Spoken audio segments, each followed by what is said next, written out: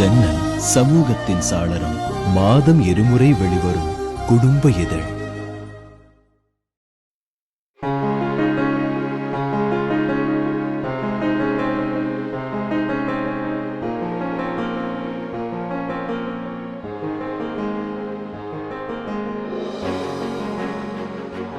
ரெமோ பாக்யராஜ் வந்து ஃபர்ஸ்ட் ரெமோ ஸ்கிரிப்டை சொன்னார். ஆக்சுவலாக இதுலேருந்து ஒரு சீன் வந்து எனக்கு அட்லி வந்து சொன்னான். இந்த மாதிரி ஒரு என் அசிஸ்டண்ட் வந்து ஒரு படம் ஒரு கதை ஒன்று பண்ணியிருக்கான், அதில் இப்படி ஒரு சீன் இருக்குது அப்படின்னு சொல்லி சொன்னான்.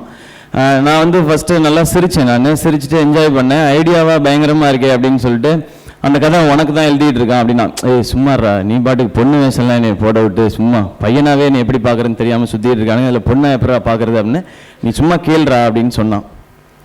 அப்போ சரின்னு சொல்லிட்டு நான் கதையை கூப்பிட்டு கேட்டேன். நான் நிறையா சிரித்தேன், ரசித்தேன், நிறையா மொமெண்ட்ஸ் இருந்தது. இது எப்படி இந்த டைட்டில் கலர்ஸ் எல்லாம் அந்த மேக்கப்லாம் ரொம்ப க்யூட்டாக இருக்கும், அந்த மாதிரி ஒரு க்யூட்டான ஸ்டோரி தான் இது. எல்லாருக்கும் டக்குன்னு ரசிக்க முடிகிற ஒரு ஸ்டோரி தான். நான் கேட்டு சூப்பராக இருக்குங்க, பட் நம்ம எங்கெங்க பொண்ணு வேஷம்லாம் போடுறது, நீங்கள் சும்மா இருங்க, அதெல்லாம் வேலைக்கு ஆகாது பாக்கி அப்படின்னு சொல்லிட்டு, இல்லை உங்களுக்கு நல்லாயிருக்கும் அப்படின்னு சொன்னார் பாக்யராஜ். அப்புறம் வந்து நான் கொஞ்ச நாள் விட்டுட்டேன். திரும்ப ஒரு மாதம் கழிச்சு இன்னொரு வாட்டி கேட்கலாமா அந்த கதை அப்படின்னு சொன்னேன். சொல்கிறேன் அப்படின்னு சொல்லிட்டு இன்னொரு வாட்டி சொன்னார். அப்படியா, ஓகே நல்லா இருக்கு, பட் எப்படி எனக்கு செட் ஆகுமா அப்படின்னு கேட்டுட்டு ஓகே அப்போ நான் யோசிச்சுட்டு சொல்கிறேன்னு சொல்லி இந்த மாதிரி ஒரு ஆக்சுவலாக ஒரு 10 monthsன்னு நினைக்கிறேன். ஒரு குழந்தைய சுமக்கிற மாதிரி தான் அவரும் சுமந்துட்டு இருந்தார். நான் ஒரு 7-8 தடவை கேட்டிருக்கேன் இந்த கதையை. அப்போ ஒரு 10 months எனக்காக வெயிட் பண்ணார். நீங்கள் மட்டும்தான் இது பண்ண முடியும், வேறு யாரும் பண்ண முடியாதுலாம் சொன்னார். சரி இது நம்மளை பில்டப் பண்ணுறதுக்காக சொல்கிறாரு, உஷாராக இருக்கணும்டா சிவகார்த்திகா இந்த மாதிரி சொல்லும்போது அப்படிலாம் சொல்லி நான் யோசிச்சுட்டு இருந்தேன். இல்லை நீங்கள் தான் பண்ணணும்னு சொன்னார்.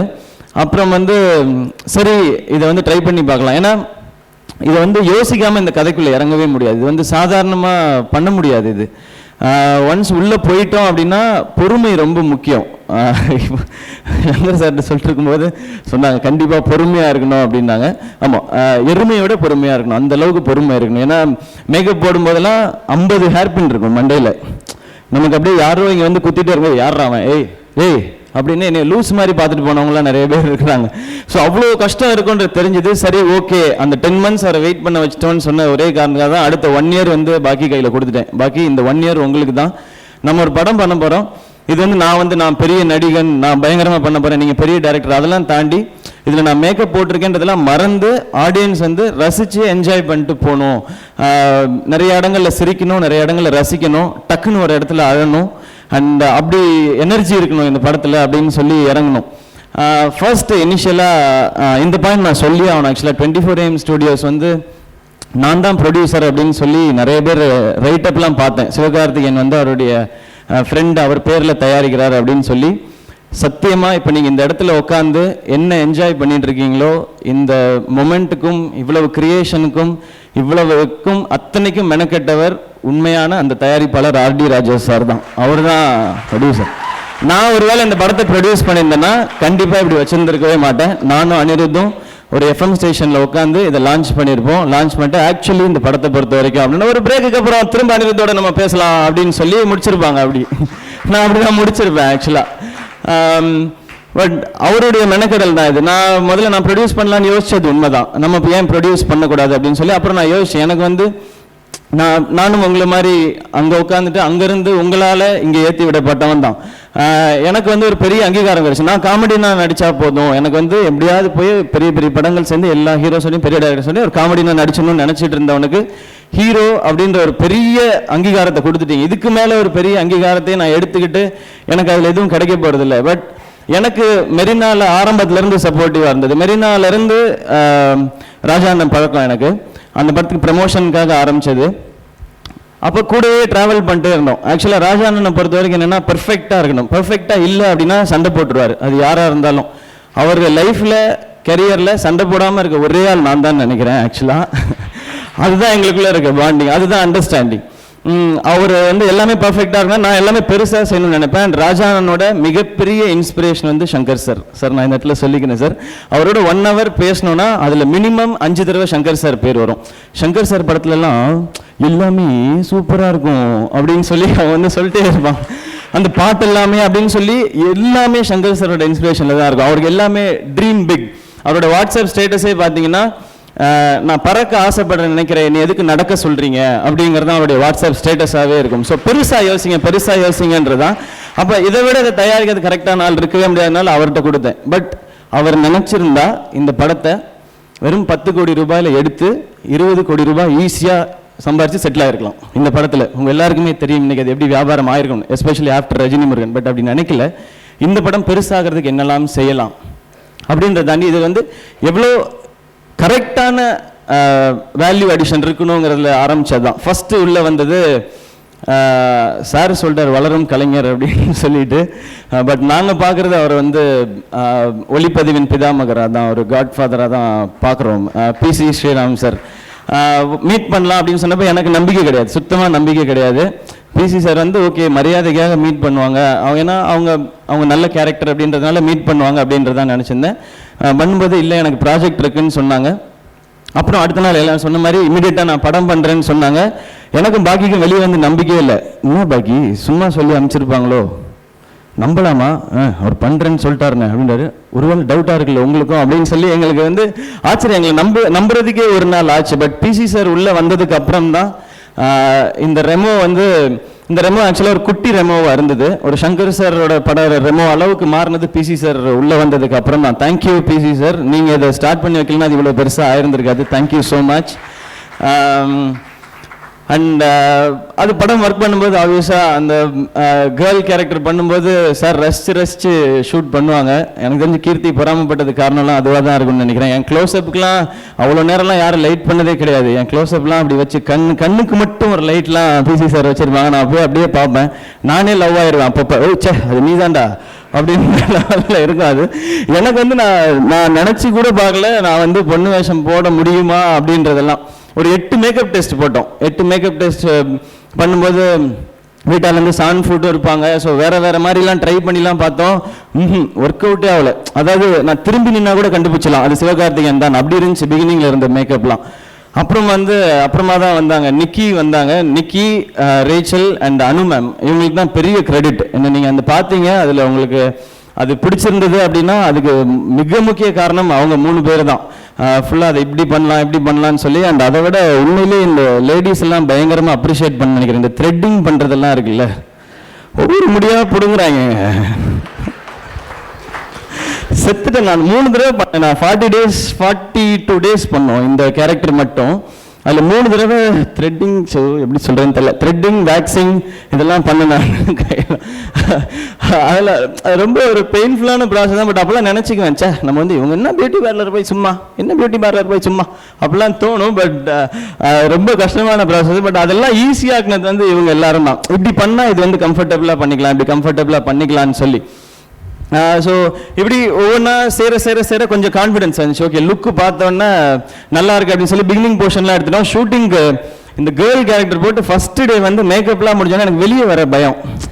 அந்த ஊர்லெல்லாம் பொண்ணுங்க அப்படி மறைஞ்சிருந்தே எட்டி பார்ப்பாங்கல்ல, அந்த மாதிரி இப்படி எட்டி பார்த்தேன். சும்மா வாமா வெளியே வாமாலாம் கூப்பிடாதீங்க, இருங்க நான் சொல்லி இருங்க கொஞ்சம் டைம் எடுக்குமா இல்லையா அப்படின்னு சொல்லி நான் வெயிட் பண்ணுங்க அப்படின்னு சொல்லி அந்த ட்ரெஸ் எல்லாம் இப்படி இழுத்து விட்டுக்கிட்டே இப்படியே நடந்து இப்படியே ஸ்லோவாக இப்படியே வந்து நின்னேன். பிசி சார் இப்படியே பார்த்தாங்க, ஐயோ அப்படின்னாங்க. ஐயோவா போச்சா, அப்போ ஏற்கனவே வேறு ஒரு 20 நாள் ஷூட்டிங் பண்ணிட்டோமே, இப்போ ஒன்றும் பண்ண முடியாது. இல்லை இதுக்கு வேறு மாதிரி லைட் பண்ணணும்னு சொல்லி எனக்கு பிசி சார் என்னை ஃப்ரேமில் காமிச்சதுக்கு அப்புறம் தான் அந்த கான்ஃபிடென்ஸே வந்துச்சு. ஓகே, அந்த முதல் நாள் வந்து எப்படி இந்த கேரக்டருக்கு எப்படி நடிக்கணும்னே தெரில, எப்படி பண்ணாலும் அது வேறு மாதிரி இருக்காது, இது என்னவா இருக்கும், இது எப்படி பிடிக்கிறது அப்படின்றது தெரியல. அண்ட் இந்த 42 நாள் நடித்து முடிச்ச அப்புறம் இப்படி வர முடியல. எது பேசினாலும் ஹலோ ஹாய் அப்படி ஆயிடுச்சு. எனக்கு ஒரு பிரேக் கொடுக்குறீங்களா, ஒரு 20 நாள் பிரேக் கொடுங்க, கொஞ்சம் டைம். என்ன பண்ணுவீங்கன்னா ஒன்றும் பண்ண மாட்டேன், சும்மாவே உட்காந்துருப்பேன் வீட்டில், அப்புறமா வரேன் ஷூட்டிங்க்கு அப்படின்னு சொல்லி இதான் பண்ணது இது. அண்ட் பட் இது ஒரு பயங்கரமான எக்ஸ்பீரியன்ஸ் இது. எனக்கு நான் அதிகமாக கோவப்பட மாட்டேன், நான் இரிட்டேட் ஆக மாட்டேன். பட் அதெல்லாம் இதில் வந்து போச்சு. டக்குன்னு ஏதாவதுன்னா சுருக்கு நேரம் என்ன இப்படி சொல்கிறாங்க அப்படின்றதெல்லாம். பட் அதெல்லாம் தாண்டி இந்த படத்தில் பண்ண ஒவ்வொரு நாளும் நான் என்ஜாய் பண்ணேன். நான் லாஸ்ட் டே வந்து யூனிட்டில் எல்லாரும் கிளாப் பண்ணி அமிச்சாங்க. அப்போ ரொம்ப சந்தோஷமாக இருந்தது. ஓகே, நம்ம ஆக்டர்னு சொல்லிக்கிறதுக்கு நான் வந்து ஆக்டர் ஆகிட்டேன்னான்லாம் தெரியாது, ஒரு ஃபஸ்ட்டு ஸ்டெப் எடுத்து வச்சுருக்கேன், ஒரு அட்டெம்ப்ட் பண்ணியிருக்கேன் அப்படிங்கிற ஒரு சின்ன சந்தோஷம் எனக்கு இருந்தது. அதுக்கு பாக்கியராஜோட டீம், அசிஸ்டன்ட் டைரக்டர்ஸ், அவங்க எல்லாருக்கும் பெரிய தேங்க்ஸ். அண்ட் ப்ரொடக்ஷன் டீம் இதெல்லாம் இவ்வளோ அழகாக ஆர்கனைஸ் பண்ண எல்லாருக்கும் தேங்க்ஸ். அண்ட் இதுலேயே வந்து அண்ணலரசு மாஸ்டர்லாம் உள்ளே வரும்போது இதில் எப்படி ஃபைட் பண்ண போகிறோம், இந்த கேரக்டர் எல்லாமே பண்ணோம் பேசிக்காக. ஓகே, நான் ரிவீல் பண்ணிட்டேன்னா ஐயோ சரி ஓகே பரவாயில்ல. ஸோ மாஸ்டர்லாம் ஒர்க் பண்ணும்போது அதோட டெக்னிக்ஸை குட்டி குட்டியாக சொல்லி கொடுக்கும்போது கொஞ்சம் கொஞ்சமாக கான்ஃபிடன்ஸ் நம்மளுக்கே ரொம்ப ஜாலியாக இருக்குது இது பண்ணுறதுக்கு அப்படின்றது தான். அந்த மாதிரி கமலகண்ணன் சாராக இருக்கட்டும், முத்துராஜ் சாராக இருக்கட்டும், ரூபனாக இருக்கட்டும், எல்லாமே அவங்களோட இன்புட் ஆட் பண்ண எனக்கு கொஞ்சம் சந்தோஷம் இருந்தது. பட் இது ஃபைனலாக எவ்வளோ நல்லா இருக்குது, எவ்வளோ பிடிச்சிருக்குன்றதை நீங்கள் தான் பார்த்து சொல்ல போகிறீங்க. பட் நமக்கு ஒரு சின்ன சாட்டிஸ்ஃபேக்ஷன் இருக்குல்ல இதை பண்ணிட்டோம் அப்படின்றது. பட் ஃபர்ஸ்ட் டைம் கதை கேட்டோடனே லவ் இதில் நிறையா இருக்குது அப்படின்னா இந்த மாதிரி ஒரு லவ் படம் இருந்ததுன்னா இதுக்கு மியூசிக் போடணுன்னா அது கண்டிப்பாக அனிருத் தான் வேணும். ஸோ நான் அனி சார்ட்ட வந்து சார் பண்ணுறீங்களா அப்படின்னு கேட்டேன். நான் பண்ணுறேன் சார்ன்னு சொன்னாங்க. இல்லை நீங்கள் கதையை கேட்டுட்டு பண்ணுறீங்களான்னு சொல்லுங்கள் சார் அப்படின்னு சொல்லி கதை ஃபஸ்ட்டு கேட்டாங்க. அண்ட் அனிருத் அவரை பற்றி எப்படி சொல்கிறது, நான் என்னோடய ஃப்ரெண்ட், என்னோட வெல்விஷர், என்னோட பிரதர் எல்லாமே அவர் தான். இன்றைக்கி அப்பா அம்மா 2 பேருமே இருக்காங்க. தேங்க்யூ இப்படி ஒரு பையனை வந்து இந்த இண்டஸ்ட்ரி கொடுத்ததுக்கு, எங்களுக்கு ஃப்ரெண்டாக கொடுத்ததுக்கு தேங்க்யூ ஸோ மச்ப்பா. ஏன்னா இந்த ஏஜில் வந்து இவ்வளோ பெரிய பணம், பேர், புகழ்லாம் கிடைச்சா எப்படி வேணால் இருக்கலாம். பட் அதெல்லாம் தாண்டி வந்து இன்னமும் அப்படி நாங்கள் 3 டைமுக்கு முன்னாடி அணியை நான் மீட் பண்ணியிருக்கேன். நாங்கள் 2 பேரும் ஒரு காலேஜ் ஃபங்க்ஷன் நான் ஹோஸ்ட் பண்ணியிருக்கேன். அவர் கீபோர்டு வாசிச்சிருக்காரு. அப்போ எப்படி பார்த்தோமோ அப்படியே இருக்கிற அனிருத் தான் இந்த நட்பையும் அப்படியே வச்சிருக்கு. அவர் ரேஞ்சுக்கு வேற எங்கெங்கேயோ போயிட்டு இருக்காரு. இல்லை நான் இந்த படம்லாம் பண்ண முடியாதுங்க, நான் யோசிச்சு சொல்கிறேன், என்ன வேணால் சொல்லியிருக்கலாம், அப்படி கிடையாது, நான் பண்ணுறேன், நான் எப்போ கேட்டாலும் கதையே கேட்காம படம் பண்ணுறேன்னு சொல்லுவார். அந்த நம்பிக்கை தான் நான் நல்ல ப்ராஜெக்டை தேடி கொண்டு போய் அனிருத்தை கொடுக்கணும்னு சொன்னது. பட் அதை தாண்டி ஹிட் சாங்ஸ் கொடுக்குறது, இன்னைக்கு ஹிட் சாங் தான் விஷயமே படத்துக்குள்ளே கொண்டு வரதுக்கு. அதை கொடுக்குற அனிருத்துக்கு நான் எப்போவுமே தேங்க்ஸ் சொல்லிட்டே இருக்கணும். அண்ட் அதெல்லாம் தாண்டி எப்போவுமே நான் நல்லா இருக்கணும்னு நினைக்கிற என்னுடைய க்ளோஸ் ஃப்ரெண்ட்ஸ் அதில் ரொம்ப முக்கியமான ஒருத்தர் வந்து அனிருத். தேங்க்யூ அனிருத், எல்லாத்துக்குமே லைஃப்பில் வந்து ரொம்ப முக்கியமான ஒருத்தர் நீங்கள். அண்ட் அடுத்து சொல்லணுன்னா கீர்த்தி சுரேஷ். ஃபஸ்ட்டு கீர்த்தி சுரேஷ் வந்து இந்த பொண்ணு கரெக்டாக இருக்குன்னு சொல்லி பிசி சார் சொன்னாங்க, பாக்கி சொன்னார். வேணான்னு சொன்ன ஃபஸ்ட் ஆள் நான் தான். அதுக்கு மிக முக்கியமான காரணம் பாண்டே சார், நீங்கள் சொன்ன அந்த பாயிண்ட் தான்.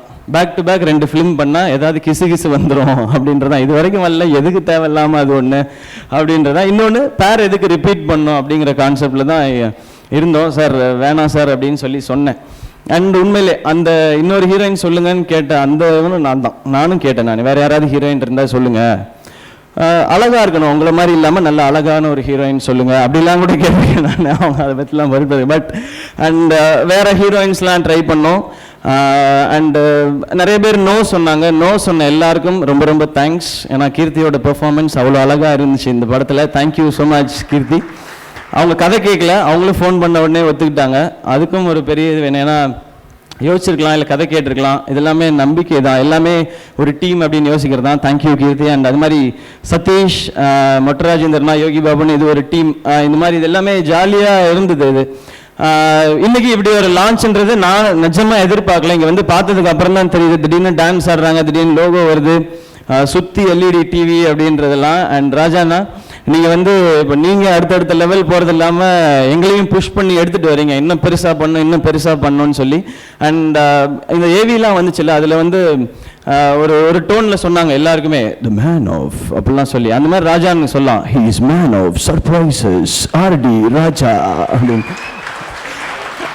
எப்பவுமே ஃபோன் பண்ணி ஏதாவது surprise, Siva PC sir okay சொல்லிட்டாங்க சிவா அப்படின்ட்டு ஃபோனை வச்சிருவாரு. பிசி சார் ஓகே சொல்லிட்டாங்களா, அதுக்கு ஒரு 1/2 hour ஆகும். இப்போ அதுக்கப்புறம் மோகன் ராஜா சார் ப்ராஜெக்ட் ஆரம்பித்தோடனே அப்படி தான், சிவா 9 தான் ஹீரோயின் அப்படின்ட்டு வச்சிருவாரு. அப்படின்றதுக்குள்ளே இருக்க மாட்டார் லைனில். அடுத்து திரும்ப ஃபோன் பண்ணுவாங்க, சிவா ஃபகத் தான் வந்து இந்த இதில் படத்தில் முக்கியமான ரோல் பண்ணுறாங்க, இந்த நிமிஷம் ஃபகத்திட்ட பேசுங்களேன் அப்படின்னு சொல்லி. Fahadh Fahadh Fahadh Fahadh thank you Fahadh, super super super அப்படின்னு வச்சுட்டு யோசிப்பேன், என்ன இது இப்படி இருக்குன்னு. இப்படி தான் எல்லாமே இருக்கும் அவர்கிட்ட வந்து எல்லாமே பெருசாக பண்ணணும்னு ஆசைப்படுற ஒருத்தர். அந்த மாதிரி ஒருத்தரோட அசோசியேட் ஆகிருக்குது எனக்கு ரொம்ப பெருமை, சந்தோஷம், இன்ஸ்பைரிங் எல்லாமே சொல்லலாம். நான் நிறைய இடங்களில் பார்த்துருக்கேன் ராஜா. நான் வந்து ப்ரமோஷன் நிறைய கம்பெனிஸ்க்கு பண்ணியிருக்காங்க. நிறைய இடங்களில் அவரோட ஐடியாஸை வந்து ஏற்றுக்காம அதை ரிஜெக்ட் பண்ண எல்லாரையுமே பார்த்துருக்கேன். நிறைய மேடைகள் வந்து அவர் நிற்க வேண்டிய மேடைகள்லாம் அவர் நிற்காம போனதெல்லாம் நான் பார்த்துருக்கேன். இன்னைக்கு ஃபர்ஸ்ட் டைம் வந்து அவரை ப்ரொடியூசர் அப்படின்னு சொல்லி பார்க்கும்போது அங்கே நான் ஒரு 7 வாட்டி அழுதுருப்பேன்னு நினைக்கிறேன் அந்த இடத்துல உட்காந்து. ஏன்னா ராஜாண்ணனை பற்றி இன்னும் ஒரு விஷயம் சொல்லி ஆகணும். இந்த படத்தில் வந்து என்னுடைய ஃப்ரெண்ட்ஸ் வந்து ஒரு 7-8 பேர் ஒர்க் பண்ணுறாங்க இந்த 24AM ஸ்டுடியோஸில். பட் ஒருத்தருக்கு கூட இவங்களுக்கு வேலை கொடுங்கன்னு நான் கேட்டதே கிடையாது. அவராக கூப்பிட்டாரு, அவராக வேலை கொடுக்குறாரு. எங்கெங்கேயோ வேறு வேறு துறையில் இருந்த கூப்பிட்டு நீங்கள் 24AM ஸ்டுடியோஸ்க்கு வந்து பார்த்தீங்கன்னா ஒரு கார்ப்பரேட் ஆஃபீஸ் மாதிரி ப்ரமோஷனுக்கு, மார்க்கெட்டிங்க்கு, ஸ்ட்ராட்டஜிக்கு எப்படின்னு சொல்லி நிறையா இருக்கும். இது வந்து நாங்கள் வந்து ஒரு இந்த ஹாலிவுட் கம்பெனிஸ் மாதிரி, ஒரு யூனிவர்சல் ஸ்டுடியோஸ் மாதிரி அந்த லெவலுக்கு தான் எப்போவுமே ஃபீல் பண்ணிக்குவார். நம்ம அப்படி நினைப்போம் ஃபஸ்ட்டு அப்படிங்கிறதான். அந்த மாதிரி ஒவ்வொன்றுத்துக்குமே ஆட்கள் இருப்பாங்க. அண்ட் எல்லாருமே மிடில் கிளாஸ், லோவர் மிடில் கிளாஸ்லேருந்து சினிமா நம்மளை கைவிடாதுன்னு நம்பி ஆசைப்படுற எல்லாரும், ஒரு வெறித்தனமாக வேலை செய்யணும்னு நினைக்கிற எல்லாரும், நம்மள மாதிரி இருக்க எல்லாருமே அந்த ஆஃபீஸில் இருக்கிறாங்க. அவங்களுக்குலாம் வந்து அவராக தேடி தேடி தேடி தேடி தேடி தேடி வச்சுருக்காங்க. இவ்வளோ பேர் அந்த ஆஃபீஸில் வச்சுக்கணும்னு அவசியமே இல்லை. அதெல்லாம் சேர்த்து தான் இப்படி ஒரு அழகான விஷயத்தை பண்ண முடியுதுன்னு நினைக்கிறேன். இங்கே சினிமா உண்மையாக சங்கர் சார் வந்து ஒரு அவார்ட் ஃபங்க்ஷனில் சொன்னாங்க, சினிமாவுக்கு சின்சியராக இல்லாதவங்கள சினிமா தூக்கி போட்டுரும் அப்படின்னு சொல்லி. அது வந்து பலார்னு அரைஞ்சி சொல்கிற மாதிரி இருந்துச்சு எனக்கு. அன்றைக்கி நான் ரொம்ப ஸ்ட்ராங்காக உணர்ந்தேன், நம்ம ஹார்ட் ஒர்க் பண்ணுறோன்றதை தாண்டி எவ்வளோ சின்சியராக ஹார்ட் ஒர்க் பண்ணுறோங்கிறதான். அதே மந்திரத்தை கையில் பிடிச்சி எடுத்துகிட்டு வர ராஜான்னு, அவர் கூட இருக்கிற எல்லாரும், உங்களுக்கெல்லாம் பெரிய பெரிய நன்றி. நீங்கள்லாம் சேர்ந்து பண்ணது தான் இந்த விஷயம். இதில் வந்து ஃபஸ்ட்டு நேமை நான் தூக்கிட்டு போக போகிறேன் அப்படின்றது எல்லாமே நீங்கள் தூக்கி இப்படி என்னை வைக்கிறது தான். அதுக்கு எல்லாருக்கும் நன்றி. அண்ட் அதுக்கப்புறம் Suresh Chandra sir, thank you sir உங்களுடைய கம்ப்ளீட் சப்போர்ட்டுக்கு. அண்ட் லிரிக்ஸ் எழுதின என்னுடைய நண்பர், என்னுடைய பிரதர் விக்னேஷ் சிவன், உங்களுக்கும் தேங்க்ஸ் பிரதர். அவர் வந்து நிறைய மாதம் எழுதிடுவார் லைன்ஸ்லாம். நான் இது வேணுமா, இது வேணுமா, இது வேணும், சும்மா இருங்க சார், உங்களுக்கு ஒன்றும் தெரியாது, நான் அனிட்ட பேசிக்கிறேன் அப்படின்னு சொல்லி அவங்க 2 பேர் பேசி ஃபிக்ஸ் பண்ணுவாங்க. இது வேணுமான்னு கடைசி வரைக்கும் கேட்டிருப்பேன். நீ ரிலீஸ் வரைக்கும் விட மாட்டேன், நீ இந்த லைனுக்கே வராதுன்னு சொல்லி என்னை விட்டுட்டுலாம் பண்ணுவாங்க. அது மாதிரி என் ஃப்ரெண்ட்ஸ் ஸ்ரீதர், ஐயப்பன், உதய், விவேக், ஆனந்த், நவநீதன், தர்ஷன், இவ்வளோ பேரும் இதில் ஒரு பெரிய பார்ட். எல்லாருமே அவங்களோட பங்கு எங்கேயோ இருந்து பண்ணியிருக்காங்க. அவங்களாம் இங்கே மேடைக்கு வரல, வேறு வேறு வகையில் பண்ணியிருக்காங்க. அண்ட் எல்லாருக்குமே பெரிய தேங்க்ஸ். இது ஒரு தேங்க்ஸ் மீட் மாதிரி ஆயிடுச்சு. பட் இது நாங்கள் சொல்லி தான் ஆகணும். ஏன்னா இது முதல் படமே இப்படி ஒரு பெரிய முயற்சின்னும் போது இவ்வளோ பேருடைய நம்பிக்கையும் சப்போர்ட்டும் இல்லைன்னா ரொம்ப கஷ்டம்னு நினைக்கிறேன். ஸோ இது சப்போர்ட் பண்ண எல்லாருக்கும் நன்றி. அண்ட் ஃபைனலாக இந்த படம் எப்படி இருக்க போகுது அப்படின்றது உங்களுக்கு விட்டுடுறோம். ஏன்னா ஆல்மோஸ்ட் முடிச்சிட்டோம். இன்னொரு 2 or 3 monthsக்குள்ளே ரிலீஸ் ஆகிடும். இதுக்கு நீங்கள் என்ன ரெஸ்பான்ஸ் கொடுக்க போகிறீங்கன்னு தெரிஞ்சுக்கிறது ஆர்வமாக இருக்குது. ஏன்னா அதுதான் லேர்னிங் நினைக்கிறேன். அதில் நீங்கள் கிளாப் பண்ணிங்கன்னா ஓகே கரெக்டான டெசிஷன் எடுத்திருக்கோம், இல்லை இந்த இடத்துல பெட்டராக இருக்கலாம்னு சொன்னீங்கன்னா இது அடுத்த படத்தில் இன்னும் திருத்திக்க முயற்சி பண்ணுவோம், நானாகட்டும் பாக்கியாகட்டும் எல்லாமே. பட் ஒரு சின்ன ஒரு உத்தரவாதம் தர முடியும், இது ஒரு க்யூட்டான ஃபிலிமாக இருக்கும். உங்களை ரொம்ப டிஸ்டர்ப் பண்ணாமல், இது பண்ணாமல் அழகாக வந்து ரசிச்சுட்டு போகிற ஒரு படமாக இருக்கணுன்றதுக்காக முழு உழைப்பையும் போட்டிருக்கோம். ப்ளீஸ் எங்கள் எல்லாரையுமே நிறைய சப்போர்ட் பண்ணுங்கள். அண்ட் ஒன்ஸ் அகெயின் இங்கே வந்து சங்கர் சாருக்கு, இவ்வளோ பெரிய சப்போர்ட் கொடுத்த சங்கர் சாருக்கு once again thanks. And Mohan Raja sir, Ponram sir and எல்லாருக்கும் பெரிய பெரிய thanks. Once again press, media, உங்கள் எல்லாருக்குமே பெரிய தேங்க்ஸ். நீங்கள் இதை கொண்டு போய் சேர்க்கணும். ஏன்னா இந்த எஃபர்ட்டை நீங்கள் எப்படி கொண்டு போய் சேர்க்குறீங்களோ அதை பொறுத்து தான் மக்களுக்கு வந்து தெரிய போகுது இது. ஸோ இந்த ஈவினிங்கை இவ்வளோ அழகாக ஆக்குனதுக்கு நன்றி. அண்ட் ஸ்பெஷல் தேங்க்ஸ் நெல்சன், இது அழகாக டைரக்ட் பண்ணதுக்கு என்னுடைய ஃப்ரெண்ட் அவருக்கு ஒரு ஸ்பெஷல் தேங்க்ஸ் இது. அண்ட் எல்லாருக்கும் once again thanks thanks thanks. And உங்களுடைய அன்பு, இங்கே வச்சுருக்க இடம் எல்லாத்துக்கும் நன்றி. நான் வந்து போன வருஷம் உங்களெல்லாம் ரஜினி முருகன் ஆடியோ லான்ச்சில் மீட் பண்ணேன். அதுக்கப்புறம் இப்போ தான் மீட் பண்ணுறேன். நடுவில் மீட் பண்ணுற அளவுக்கு சூழல் இல்லை, அது உங்கள் எல்லாருக்குமே தெரிஞ்சிருக்கும். இங்கே நான் ஆசைப்படுறது எல்லாமே நினச்ச விஷயங்களை ஸ்ட்ராங்காக இறங்கி செய்யணுன்றது மட்டும்தான். எனக்கு வேறு எந்த ஆசையும் கிடையாது. நான் ஒரே படத்தில் வந்து கடை நிறையா சம்பாதிச்சு போகணுன்றது, நல்ல காசு வருது, சம்பாதிக்கிறேன் எல்லாமே. பட் அதை தாண்டி என்னை அடுத்தடுத்த லெவலுக்கு கொண்டு போகணுன்னு தான் நினைக்கிறேன். அதில் நிறைய கஷ்டங்கள் வருது, அதெல்லாம் தாண்டி தாண்டி தாண்டி தாண்டி தாண்டி வரணும்னு நினைக்கிறேன். பட் அதெல்லாம் வரும்போதெல்லாம் என்ன நம்பிக்கை இருக்குன்னா, ஓகே தேட்டரில் வந்து பார்க்குறதுக்கு மக்கள் இன்னும் தயாராக இருக்காங்க, அவங்கள டிசப்பாயின்ட் பண்ணக்கூடாதுங்கிறதும், உண்மையாக உழைச்சா தட்டி கொடுக்கறதுக்கு இங்கே நல்லவங்க இருக்காங்க நம்மளோட இண்டஸ்ட்ரியிலையும் அந்த நம்பிக்கை மட்டும்தான். இந்த 2 நம்பிக்கையோடையும் இன்னும் முன்னாடி போகிறோம் எல்லாருமே. ஸோ டெஃபினட்டாக நிறைய சப்போர்ட் பண்ணுங்க. ஏன்னா பின்னாடி யாரும் கிடையாது சப்போர்ட் பண்ணுறதுக்கு, முன்னாடி நீங்கள் தான் இருக்கீங்க. So please do support us. Thank you, love you. 24AM studios உள்ள நேரம் நிறையா பார்த்தோம், நிறையா பண்ணோம். அவங்களுடைய first project Remo and second project Mohan Raja sir direct பண்ணுறாங்க, நான் நடிக்கிறேன். அண்ட் தேர்ட் ப்ராஜெக்ட் பற்றின அனௌன்ஸ்மெண்ட் தான், அதை நான் சொல்கிறதுல ரொம்ப சந்தோஷப்படுறேன், பெருமைப்படுறேன். அண்ட் இந்த 24AM ஸ்டுடியோஸோட தேர்ட் ப்ராஜெக்ட் ப்ரொடக்ஷன் நம்பர் 3, இதோட ஸ்கிரிப்ட் எழுதுனது வந்து இந்த ப்ரொடியூசர் R.D. ராஜா சார் தான். அவரே எழுதியிருக்காங்க. இந்த படத்தில் எங்களுடைய கிரியேட்டிவ் சைடில் பெரிய சப்போர்ட்டாக இருந்த பிரபு ராதாகிருஷ்ணன் அவர் தான் டைரக்ட் பண்ணுறாரு. அண்ட் இதில் ஹீரோவாக நடிக்கிறது நிச்சயமாக நம்ம எல்லாருக்குமே ரொம்ப பிடிச்ச ஒருத்தர் நிவின் பாலி ஹீரோவாக பண்ணுறாரு. ஸோ என்னுடைய நண்பர், ரொம்ப நல்ல ஃப்ரெண்ட், நிறையா சப்போர்ட் பண்ணுறவர். ஸோ அதை இந்த இடத்துல இங்கே இருக்க பெரியவங்க முன்னாடி உங்கள் முன்னாடி அனௌன்ஸ் பண்ணுறதுல பெருமைப்படுறேன், சந்தோஷப்படுறேன். அண்ட் ராஜாண்ணா உங்களுடைய இந்த 3rd ப்ராஜெக்டும் பெரிய சக்ஸஸ் ஆகணும், எங்கள் எல்லா சார்பாக இந்த விஷயத்தை தெரிவிச்சுக்கிறோம். ஸோ ப்ரொடக்ஷன் நம்பர் 3, அதில் வந்து Nivin Pauly hero, Prabhu Radhakrishnan direction, and RD ராஜாண்ணா அவருடைய ரைட்டிங் ஸ்கில் அதில் காட்ட போகிறாங்க. Once again hearty wishes. Thank you. முதல்ல வந்து பொண்ணுங்களை எவ்வளோ கலாச்சிருக்கீங்க நீங்க. எங்க கஷ்டம் புரியுதா இந்த படம் பண்ணது? அப்படியாங்கிறது கலாச்சதுக்கா இல்ல கஷ்டம்? இல்ல டெஃபினட்டா புரிஞ்சுதுங்க. நான் அதை வீட்லயும் நிறைய சொல்லிட்டேன். நான் பொண்ணுங்களை இனிமே வந்து கிண்டல் பண்ண மாட்டேன். இந்த மாதிரி ஃபங்க்ஷன்ஸ்ல படத்துல பண்ணுவோம் நிறைய. அப்புறம் நாங்க எப்படி கிளாப் இப்பதான் கிண்டல் பண்ணீங்க? அதான் ஐயோ பண்ணிட்டேன். நான் இனிமே பண்ண மாட்டேன் இந்த மாதிரி இதுல. சரி ஓகே. ஆனா ஷூட்டிங் ஸ்பாட்ல வந்து எல்லாருமே சொன்னாங்க லைக் ஹவ் பியூட்டிஃபுல் யூ வேர் அப்படின்னு. அவ்வளோ அழகா. இல்ல பியூட்டிஃபுல்னு முன்னாடி சொல்றதெல்லாம் கூட ஓகேங்க. ஒரு நாள் நாங்க ஒரு சீன் எடுத்துட்டு இருந்தோம், மானிட்டர் பார்த்துட்டு இருந்தோம், எல்லாருமே பார்த்துட்டு இருந்தோம். திடீர்னு யாரோ ஒருத்தர் இடுப்பு கிள்ளிட்டு ஓடிட்டாங்க. ஆஹா. எனக்கு என்ன அதுலன்னா, எனக்கு இடுப்பு கிள்ளினது கூட பிரச்சனை இல்லை, அவ்வளவு காஞ்சு போயிருக்கிறது இங்க யாரா, நீ வாடாயா முன்னாடி அப்படின்னு. இல்ல நிஜமாவே நிறைய பேர் உங்களை பொண்ணு நினைச்சிட்டாங்களா ஸ்பாட்ல? அந்த மாதிரி ஏதாவது நடந்ததா இந்த இடுப்பு கிள்ள மேட்டரை தவிர? இல்லை நிறைய பேர் ஃபர்ஸ்ட் அங்க யாராவது புதுசா வந்தாங்கன்னா ஃபர்ஸ்ட் வந்து நிற்கும் போது கேஷுவலா பார்ப்பாங்க. நாங்க வைசாக்ல ஷூட் பண்ணோம். வைசாக்ல ஷூட் பண்ணும்போது எங்க டீம்ல இருக்க எல்லார்ட்டையுமே வந்து கேட்பாங்க, ஹீரோயினா எவரு எவரு அப்படின்னு. அவங்க என்கிட்ட வந்து கேட்பாங்க என்ன பேர் சொல்றேன்னு. என் ஹைட்டுக்கு என்ன அனுஷ்கா தங்கச்சின்னு சொல்லிவிடு அப்படின்னு சொல்லுவாங்க. அவங்கள போய் சொல்லிடுவாங்க ஏதாவது ஒரு பேரை வச்சு சொல்லிவிடு அப்படின்னு சொல்லிட்டு அதுக்கப்புறம் லேட்டாக தான் எல்லாருமே கண்டுபிடிப்பாங்க. பேசும்போது மாட்டிக்குவோம் இல்லையா, அதனால தெரிஞ்சிடும். அது மட்டும் திறந்துடக்கூடாது. அண்ட் ஒரு லாஸ்ட் ஒரு 8-9 மந்த்ஸாகவே என் பொண்ணுக்கு தெரியாது. அவங்களுக்கு வந்து 2.5 வயசு ஆகுது. அவங்க வந்து ரெமோ ஆன்ட்டினே கூப்பிட்டுட்டு இருப்பாங்க. நான் ஷூட்டிங் வந்துட்டேன்னா எனக்கு ஃபோன் பண்ணி ரெமோ ஆன்ட்டிகிட்ட ஃபோனை கொடுங்க, நான் பேசியே ஆகணும்னுவாங்க. நான் ஒரு நிமிஷமா ஃபோன் இந்த காதில் மாற்றி குரலை மாற்றி இப்படி பேசிகிட்டு இருப்பேன். என்ன நடுவில் அப்பா வாய்ஸ் வருது அப்படின்னு. ஐயோ அப்பாவுக்கு இந்த வாய்ஸ் வர்றதே பெரிய விஷயமா, நீ கொஞ்ச நேரம் வைமா ஃபோன் அப்படின்னா. ஓகே, வை ரெமோ அப்படிங்கிற டைட்டில் வந்து யார் சூஸ் பண்ணது, எதுக்காக? இல்லை இதுக்கு டைட்டில் என்ன வைக்கிறதுன்னு தெரியல. இதுக்கு கொஞ்சம் பொயட்டிக்காக இருக்கணும் இல்லை ஃபன்னாக இருக்கணும் அப்படின்றது தான் ஐடியா. வைக்கலாம் அப்படின்னு யோசிச்சுட்டே இருக்கும்போது நிறைய பேர் இந்த படத்தில் ஸ்கிரிப்டில் ஒர்க் பண்ணவர் வந்து ஐயோ அவர் நான் சொல்லாம விட்டேன், நம்மளுடைய நெருப்புடா புகழ் அருண்ராஜா காமராஜ் தான் அவர் ஒர்க் பண்ணார்.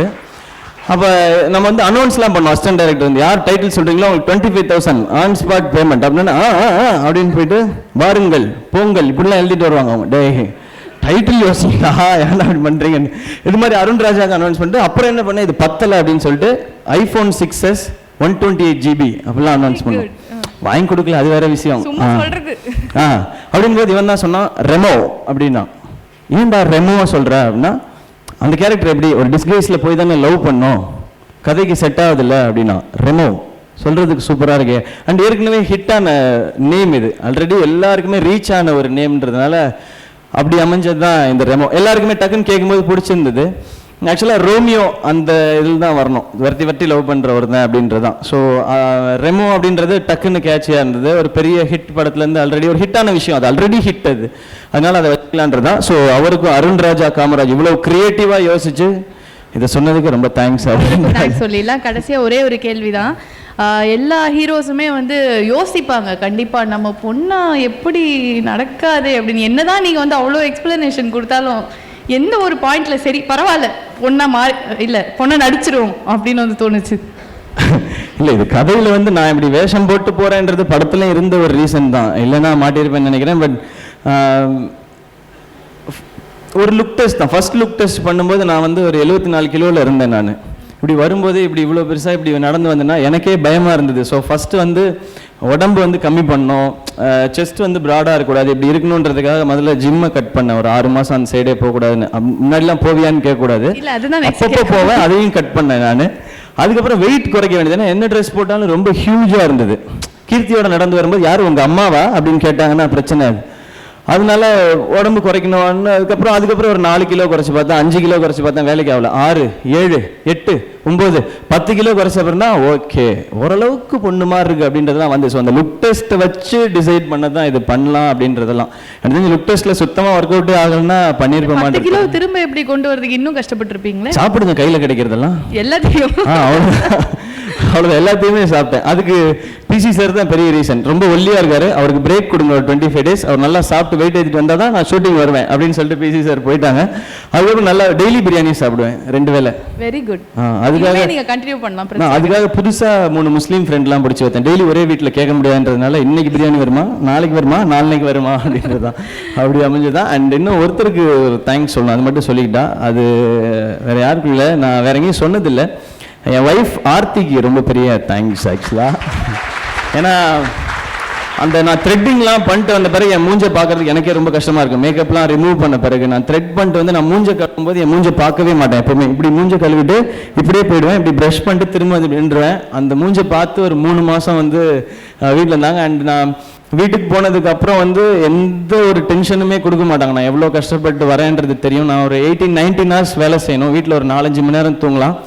குழந்தை வந்து டிஸ்டர்ப் பண்ணாமல் பார்த்துக்குவாங்க, அவ்வளோ அழகாக பார்த்துக்குவாங்க. ஸோ ஆர்த்திக்கு ரொம்ப பெரிய தேங்க்ஸ். அண்ட் அதே மாதிரி என்னுடைய மேக்கப் டீம், கணபதி அண்ணா, தெளினா அண்ணா, பாண்டி, கார்த்தி, இவங்களுக்குலாம். அண்ட் கணபதி அண்ணாக்கு ஸ்பெஷல் தேங்க்ஸ். ஏன்னா நிக்கி மேக்கப் போட்டு முடிச்சதுக்கப்புறம் நான் என் பொண்ணை கூட அப்படி பார்த்துக்கிட்டது கிடையாது. பட் என்ன அப்படி பார்த்துக்கிட்டாரு கணபதி அண்ணா. தேங்க்ஸ்ண்ணா, தேங்க்யூ ஸோ மச்.